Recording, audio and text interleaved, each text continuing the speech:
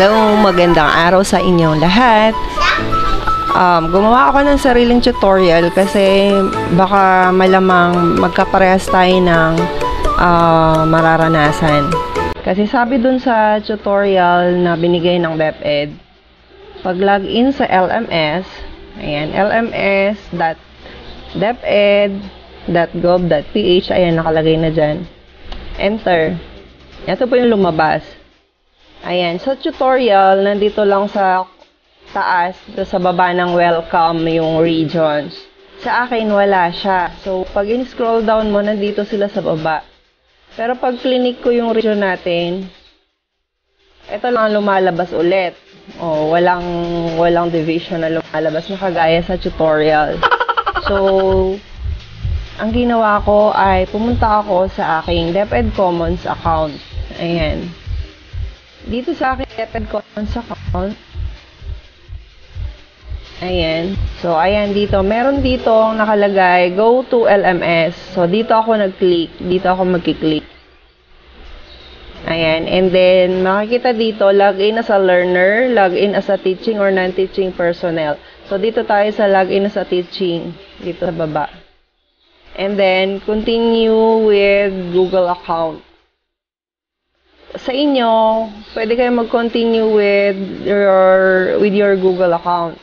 Sa akin, mag-continue ako with my Commons account. Ayan, mamimili naman kayo. Pwede rin daw pong continue with Microsoft account kung active yung Microsoft account nyo. Ito sa akin, Microsoft account ang nakalagay. Ayan, so magla-login tayo. Ayan, you entered an invalid email. Ayan, so gagamitin ko yung aking DepEd account. Ayan, so nandito na tayo. So, click lang natin yung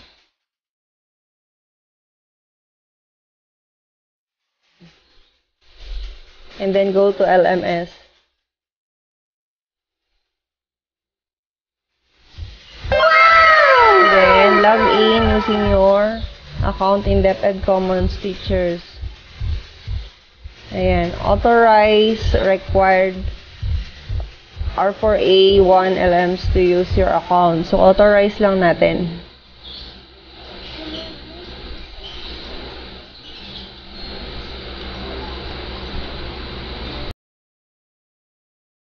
Ayan. So, nandito na tayo sa ating dashboard. So, next na pupuntahan natin ay itong site home. Click lang natin yung site home and then itong professional development. So, dapat dito ay mag-enter pa kayo ng enter natin to. Click natin tong facility for the submission of the application requirement for the PNPKI Digital Certificate. Ayan siya. So, PNPKI Digital Certificate Applicant. Nandito tayo. So, ito, ang i-enter natin dito sa Enroll Me ay yung enrollment key na binigay ng division. Balik tayo dito. Yun ang ipipaste natin dito. Ayan, ito na yun nandyan. And then, click Enroll Me.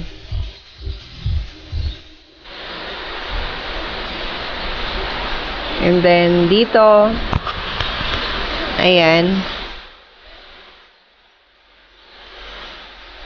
Kung gusto nyo mabasa pa yung mga PNPKI application, ito yung video, tutorial, how to fill up, download PNPKI form. So, basahin pa yon kung gusto pa, kung meron pang gustong malaman. And then, click tong overview. Ito yung makikita ulit. Tapos, dito sa baba, yung mga other informations that you may want to know more.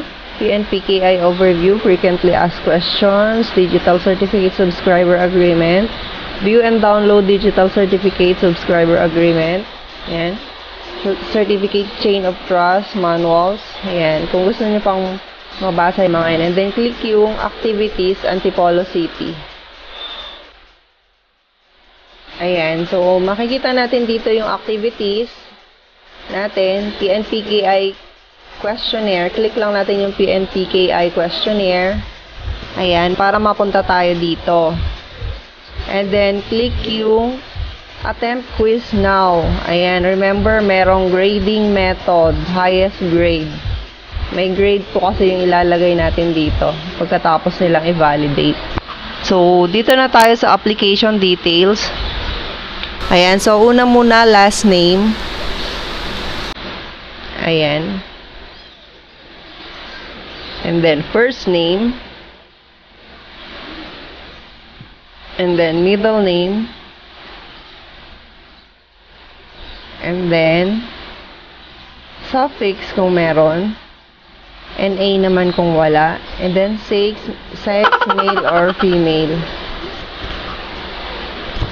Ayan. And then, TIN number. Sulat natin dito yung TIN number natin.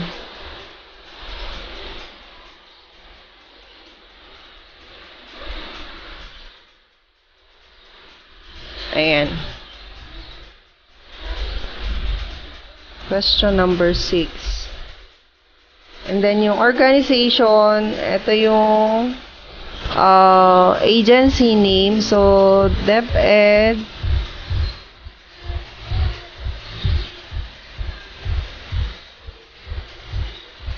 DepEd SDO Antipolo. Ayan. And then, yung school natin, yung nasa tutorial natin ay merong school ID. Ayan. Kasi yung pinagawa sa atin dun sa una ay walang school ID. Pinagawa ng DO. Ito sa region ay meron na. Ayan. So, ayan po. Ayan, sa question 8. And then, next page tayo. Click lang yung next page. And then, residential address.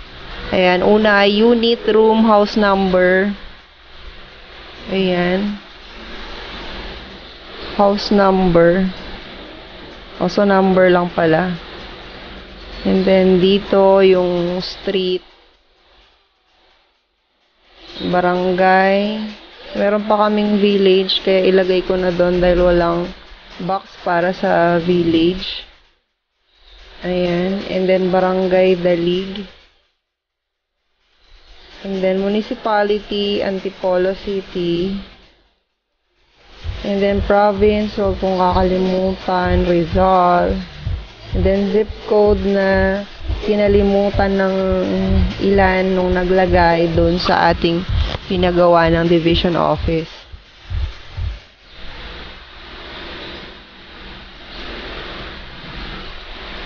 So, dito hindi nyo na po makakalimutan yung zip code dahil may box na para dyan. And then, email address nyo, yung DepEd.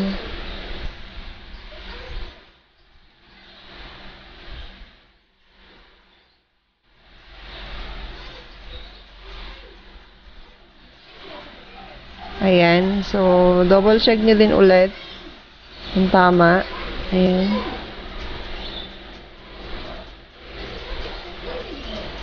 So, finish attempt. Click lang yung finish attempt. So, scroll down nyo dito sa baba. Click nyo lang tong submit all and finish. Ayan, confirmation. Once you submit, you will no longer be able to change your answers for this attempt. So, submit all and finish. Kasi sure naman na ako sa sagot ko. Ayan, so, nandito na tayo sa PNPKI questionnaire. This activity will validate the form you've finished. Ayan. O, parang yun sa seminar natin dun sa DepEd. Dati may quiz. Ayan. And then, next na gagawin ay ito. Click tong next activity. Upload PNPKI form here. Pero kung alam nyo may mali kayo dun sa ginawa nyong una, pwede nyong i-re-attempt quiz para maayos nyo kung alin yung mali ninyong nai-enter. Halimbawa, mali pala yung number niya, inailagay nyo, pwede nyo pong ulitin. Tsaka kayo mag-proceed dito. So, So, dito, kagaya rin ng ginawa natin, i-upload natin yung PNPKI form na na-validate na namin. Yung na-i-check na namin ha, wag yung mga unang na-upload nyo na merong mga hindi tama. Ayan. So, dito, upload PNPKI form here. Please download and fill out the PNPKI individual certificate application form. Ayan. So, meron na tayo nun. So, ang gagawin na lang natin ay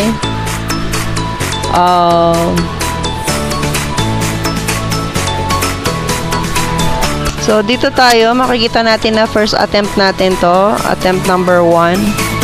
Ayan. So, kung gusto nyong bumalik, pwede naman balikan yon habang hindi pa kayo nakapag-submit. Pero add na natin tong add submission kasi i-upload na natin yung ating na-check na PNPKI form natin. So, click lang natin to, add file, and then choose file. Ayan, lalabas na yung files natin dito.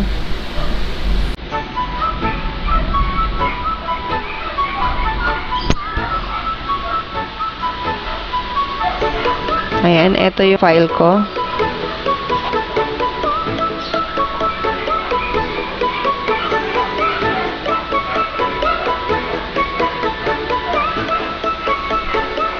So, upload this file na tayo. Ayan, nandyan na siya. And then, last na kiklik nyo itong save changes. Ayan, it should...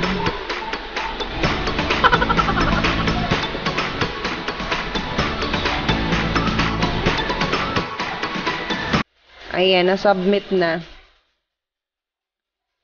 Ayan, asahan niyo yung mga error na ganon kasi meron din ako. Then, pwede niyo pong edit yung submission nyo. Ayan. Ayan. Dito po, ayan. Restricted pa yung nakalagay dito. Not available unless the activity upload PNPKI form here is marked complete. Ayan. Pag nakalagay na dyan na complete, meron na dyan download option para makuha yung ating digital certificate ng PNPKI. Ayan po. Maraming salamat po.